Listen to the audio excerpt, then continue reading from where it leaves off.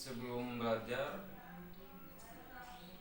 marilah kita berdoa menurut kepercayaan masing-masing. Berdoa dalam hati dimulai.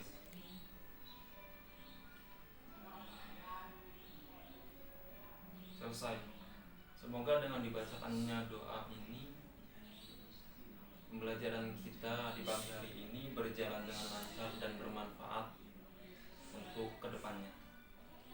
Nah, sebelum pembelajaran dimulai, tolong disiapkan terlebih dahulu buku sama pulpennya, dikeluarkan dari tas, dan kalau ada sampah di bawah, tolong diambil terlebih dahulu dan dibuang keluar. Dan untuk selanjutnya, yang di belakang tolong maju ke depan, isi bangku yang kosong. Nah, untuk selanjutnya, absensi terlebih dahulu. Yang pertama, Saudara Alfari Hadaful Aisi hadir. Alhamdulillah hadir ya. Yang kedua, Asep Subendi hadir. Alhamdulillah hadir. Yang ketiga, Saudara Nur Fase hadir. Alhamdulillah hadir. Tapi kenapa kemarin kamu tidak masuk? Tidak ada surat izin ataupun surat sakit.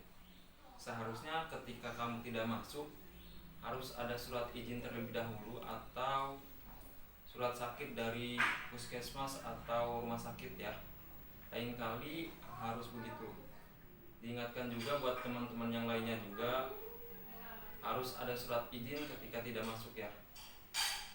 Nah, langsung saja kita ke materi pembelajaran bahasa Indonesia. Dalam hal ini saya akan menjelaskan tentang teks editorial. Ada yang tahu teks editorial itu apa? Atau ada yang sudah pernah membaca teks editorial atau pernah melihat teks editorial? Nah, bagus. Nah, di sini teks editorial itu tadi yang sudah dijawab, bahwasanya teks editorial adalah sebuah artikel dalam suatu surat kabar yang merupakan pendapat atau pandangan redaksi terhadap suatu peristiwa yang aktual atau sedang menjadi perbincangan hangat pada saat surat kabar itu diterbitkan. Nah, sekarang ini ada surat kabar yang begitu banyak diperbincangkan oleh masyarakat mengenai virus corona atau COVID-19. Nah, virus corona atau COVID-19 di sini ialah virus yang menyerang sistem pernapasan. Virus ini bisa menyebabkan gangguan pada sistem pernapasan sampai kematian. Virus ini berasal dari Wuhan, Cina pada akhir Desember 2019. Nah, dari yang saya sudah jelaskan tadi, apakah bisa dimengerti? Silahkan ulangi kembali pengertian yang saya sudah jelaskan tadi. Saudara Nur Fase, silahkan jelaskan kembali. Nah, bagus.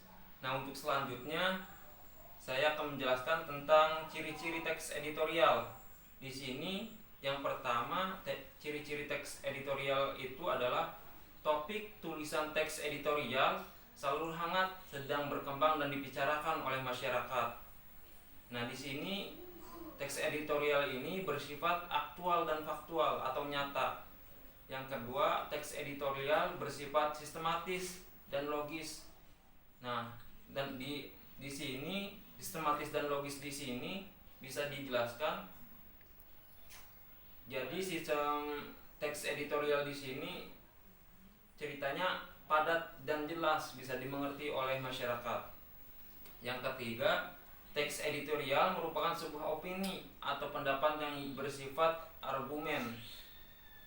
Yang keempat, teks editorial menarik untuk dibaca karena ditulis dengan menggunakan kalimat yang singkat, padat dan jelas. Nah, yang sudah saya jelaskan tadi bahwasannya ciri-ciri teks editorial di sini yaitu enak dibaca atau singkat, bisa dimengerti oleh semua masyarakat atau kalangan.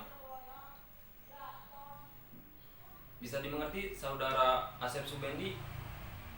Bisa ya? Untuk semuanya bisa dimengerti? Alhamdulillah kalau bisa dimengerti. Nah, untuk selanjutnya yaitu jenis-jenis teks editorial. Yang pertama ada interpretif editorial. Di sini editorial ini bertujuan untuk menjelaskan isu dengan menyajikan fakta dan figur untuk memberikan pengetahuan. Yang kedua, kontroversial editorial, yang dimana teks ini bertujuan untuk meyakinkan pembaca pada keinginan atau menumbuhkan kepercayaan pembaca terhadap suatu isu. Dalam editorial ini atau opini ini, biasanya pendapat yang berlawanan akan digambarkan lebih buruk. Nah, yang ketiga yaitu explanatory editorial. Di sini editorial ini menyajikan masalah atau suatu isu agar dinilai oleh pembaca. Biasanya teks editorial atau opini ini bertujuan untuk mengidentifikasi suatu masalah dan membuka mata masyarakat untuk memperhatikan suatu isu. Nah, yang selanjutnya yaitu fungsi teks editorial yang terakhir. Yang pertama, fungsi teks editorial di sini adalah fungsi tajuk rencana umumnya menjelaskan berita dan akibatnya pada masyarakat. Jadi ada sebab dan akibatnya pada masyarakat untuk suatu berita atau opini ini. Yang kedua yaitu memberi latar belakang dari kaitan berita tersebut dengan kenyataan sosial dan faktor yang mempengaruhi dengan lebih menyeluruh. Bisa dimengerti atau kecepatan enggak? Nah, enggak ya. Dan yang ketiga yaitu terkadang ada analisis kondisi yang berfungsi untuk mempersiapkan masyarakat akan kemungkinan yang bisa terjadi.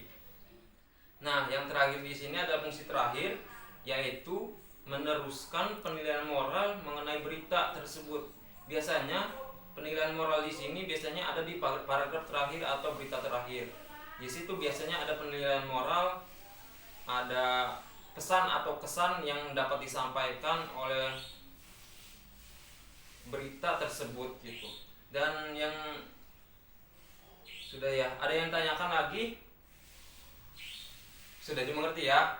Nah, untuk selanjutnya yaitu setelah saya menjelaskan tadi, selanjutnya saya akan memberikan tugas. Nah, di sini kalian membuat kelompok dan mendiskusikan tugas tersebut. Satu kelompok dibagi menjadi 3 orang ya. Jadi nanti dari ketua kelas akan membagikan setiap orang menjadi 3 orang, itu satu kelompok. Nah, yang tugas pertama itu adalah menentukan struktur teks opini yang berjudul menjual sembari menjaga nirwana. Nah, selanjutnya yang kedua tugasnya adalah mengidentifikasi kalimat-kalimat yang termasuk ke dalam teks opini. Dan yang terakhir yaitu setelah tugas itu selesai, minggu depan dipresentasikan oleh setiap kelompok. Nah, dari kesimpulan teks editorial di sini yaitu adalah sebuah artikel dalam sebuah berita atau berita yang sedang dibicarakan oleh masyarakat, yang hangat, atau surat kabar yang dibicarakan oleh masyarakat yang sekarang terjadi gitu. Nah, untuk tujuannya yaitu untuk sebuah pengetahuan untuk masyarakat mengenai berita-berita yang beredar di Indonesia ini gitu. Nah, mungkin cukup sekian dari saya untuk minggu depan. Pelajari kembali materi ini atau materi selanjutnya yaitu tentang teks deskripsi atau teks analisis ya, untuk minggu depan. Silahkan dipelajari untuk minggu depan.